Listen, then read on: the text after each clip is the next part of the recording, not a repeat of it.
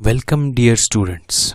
आज हम पढ़ेंगे methods to observe angle of deflection. इससे पहले मूविंग कॉइल गैल्वानोमीटर को हमने पढ़ा था और हमने डिस्कस किया था कि जो करंट है it is directly proportional to the angle of deflection. यानी अगर हम किसी तरह से एंगल ऑफ डिफ्लेक्शन को फाइंड कर ले तो हम करंट को मेजर कर सकेंगे। ठीक है, तो इस एंगल ऑफ डिफ्लेक्शन को मेजर करने के लिए दो मेथड्स यूज होते हैं। ठीक है, सबसे पहला जो मेथड है वो है लैंप एंड स्केल अरेंजमेंट। ठीक है, लैंप एंड स्केल की अरेंजमेंट हम करते हैं और उसकी मदद से हम क्या करते हैं, एंगल ऑफ डिफ्लेक्शन को मेजर करते हैं। ठीक है, सो ये जो अरेंजमेंट है ये यूज होता है suspended type moving coil galvanometer, MCG मतलब मूविंग कॉइल गैल्वानोमीटर।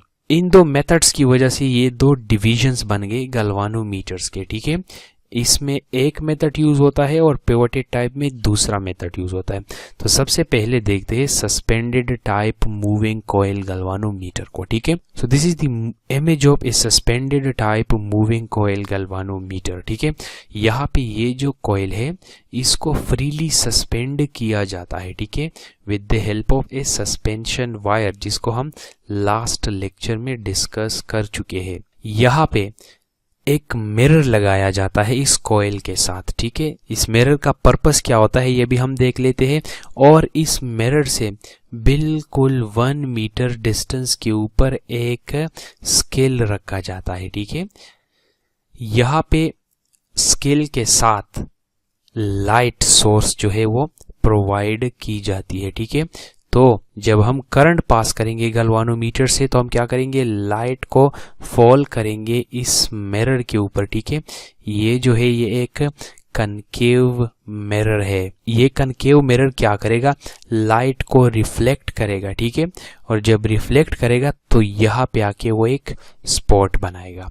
अब जैसे ही ये कॉइल इस डायरेक्शन में करंट के साथ रोटेट करेगा तो कॉइल के साथ चूंकि ये मिरर कनेक्टेड है ये भी इस डायरेक्शन में रोटेट करेगा और उस रोटेशन के साथ साथ ये स्पॉट क्या करेगा, यानी जो लाइट रिफ्लेक्ट होगा वो मूव करेगा इस तरह से। ठीक है, ये स्पॉट इस स्केल के ऊपर डिफरेंट पोजीशन पे चला जाएगा और कैलिब्रेशन करके फिर हम इस डिस्टेंस से, इस डिस्प्लेसमेंट से इस स्पॉट ने कितना डिस्टेंस इस स्केल के ऊपर ट्रेवल किया है वो हम निकाल सकते हैं। ठीक है, तो जितना ज्यादा डिस्प्लेसमेंट होगा स्पॉट का उतना ज्यादा अमाउंट होगा करंट का।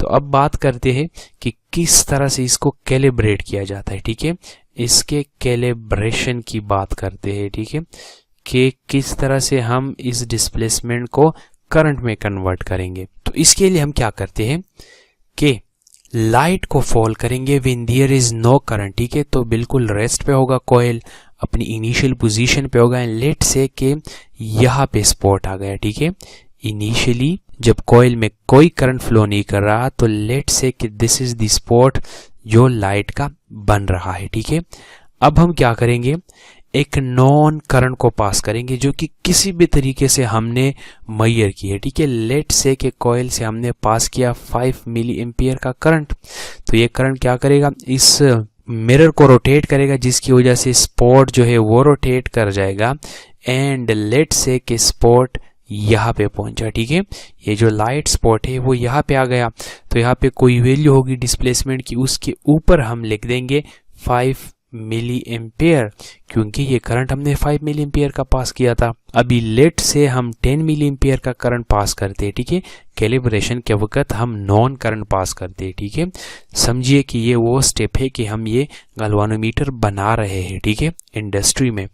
तो लेट से कि स्पॉट पेयर यहाँ पे आ गया तो यहाँ पे हम लिख देंगे 10 मिली एम्पियर। ठीक है, इस तरह से डिफरेंट स्पॉट्स मेजर कर लेंगे और उनके ऊपर वैल्यूज लिख देंगे, उनके बीच में फिर इक्वल डिवीजन बना देंगे। ठीक है, और इस तरह से क्या हो जाएगा, हमारा गैल्वानोमीटर कैलिब्रेट हो जाएगा। लेट से ये नेगेटिव डायरेक्शन में 5 है, ये 10 है, ये 15 है।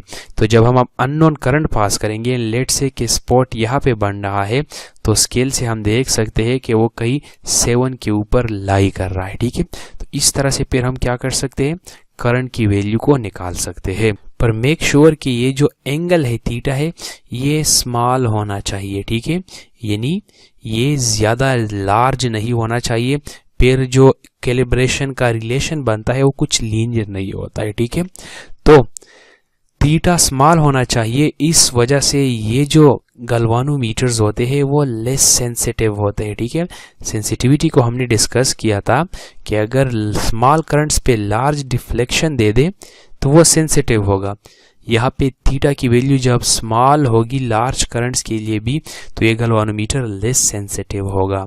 एक डिसएडवांटेज सस्पेंडेड टाइप गैल्वानोमीटर्स का ये भी होता है कि ये एक तो हेवी होते हैं, ठीक है, हेवी होते हैं, इसके अलावा अगर ये स्केल अपनी पोजीशन से थोड़ा भी हिल जाए, ठीक है, थोड़ा सा भी हिल जाए तो इसकी कैलिब्रेशन ख़राब हो जाएगी, ठीक है। देखिए हमने इसको तो कैलिब्रेट किया हुआ है ना, तो इसकी कैलिब्रेशन ख़राब हो जाएगी जिसकी वजह से फिर हमें गलत रीडिंग्स मिलेगी। तो इन दो डिसएडवांटेजेस की वजह से सस्पेंडेड टाइप गैल्वानोमीटर जो है वो अब वो यूज़ नहीं होते और हम यूज़ करते हैं पिवटेड कॉइल गैल्वानोमीटर्स को। तो पिवटेड कॉइल गैल्वानोमीटर के कंस्ट्रक्शन को देखते हैं, ठीक है। सस्पेंडेड कॉइल गैल्वानोमीटर की तरह ही होता है पर इसमें दो छोटी सी चेंजेस की गई है, ठीक है। सबसे पहले जो कॉइल है इसको कनेक्ट किया जाता है जेवल्ड बियरिंग्स में, ठीक है। जेवल्ड बियरिंग्स का काम ये होता है कि ये इस सस्पेंशन वायर को या कॉइल को क्या करेंगे, फिक्स्ड रखेंगे, ठीक है, और इसके अलावा रोटेशन को अलाउ करेंगे, ठीक है। यूँ समझिए कि इनके अंदर ये वायर फिक्स्ड होगा, यानी जैसे ही आप इसके अंदर एक बार इसको पेनेट्रेट करेंगे तो ये उसमें फिक्स्ड हो जाएगा, वापस बाहर नहीं निकलेगा, पर कॉइल उसके साथ साथ क्या करेगा, रोटेट करेगा, यानी ये जेवल्ड बियरिंग्स क्या करते हैं, रोटेशन को अलाउ करते हैं, ठीक है। तो यहाँ पे जेवल्ड बियरिंग के साथ इसको कनेक्ट किया जाता है जैसे इस डायग्राम में अभी शो किया गया है, ठीक है। और जो हेलिकल स्प्रिंग था उसको रिप्लेस किया जाता है हेयर स्प्रिंग से, ठीक है, हेयर स्प्रिंग। तो हेयर स्प्रिंग कुछ इस शेप का होता है, ठीक है। यहाँ पे भी एक हेयर स्प्रिंग लगाया जाता है एंड इसको करंट यहाँ से दिया जाता है, लेट से इट इज टर्मिनल 1, ठीक है। और यहाँ पे भी एक जो हेयर स्प्रिंग होता है वो लगाया जाता है, let say this is terminal 2। Hair spring का जो शेप होता है वो बिल्कुल जलेबी की तरह होता है, ठीक है। तो उस किस्म के दो स्प्रिंग्स यहाँ पे लगा लिए गए, ठीक है। तो ये स्मॉल चेंजेस जो है की गई है पिवटेड कॉइल गैल्वानोमीटर में। इसके साथ साथ यहाँ पे एक पॉइंटर लगाया जाता है, ठीक है, जो कि बहुत ज़्यादा लाइट होता है, ठीक है। एक पॉइंटर, एक एरो लगाई जाती है और इसके सामने यहाँ पे एक स्केल बनाया जाता है, ठीक है। अभी जब ये कॉइल रोटेट करेगा तो ये पॉइंटर इसके साथ रोटेट करेगा, ठीक है, और ये इस तरह से स्केल के ऊपर मूव करेगा, ठीक है। जिस तरह से प्रीवियस केस में हमने कैलिब्रेशन कर लिया उसी तरह से इस केस में भी स्केल की कैलिब्रेशन की जाती है। तो कैलिब्रेशन के बाद हम करंट्स को फिर मेजर कर सकते हैं, ठीक है। डायरेक्टली हमें यहाँ पे वैल्यूज मिलती है करंट की, ठीक है।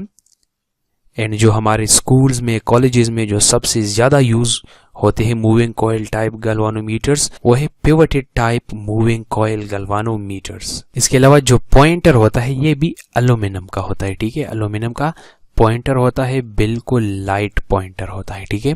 जो disadvantages suspended type moving coil गैल्वानोमीटर्स में थी वो पिवटेड कॉइल गैल्वानोमीटर्स में रिमूव की गई है, पर इसकी जो एक्यूरेसी होती है पिवटेड कॉइल गैल्वानोमीटर्स की वो कम होती है, ठीक है।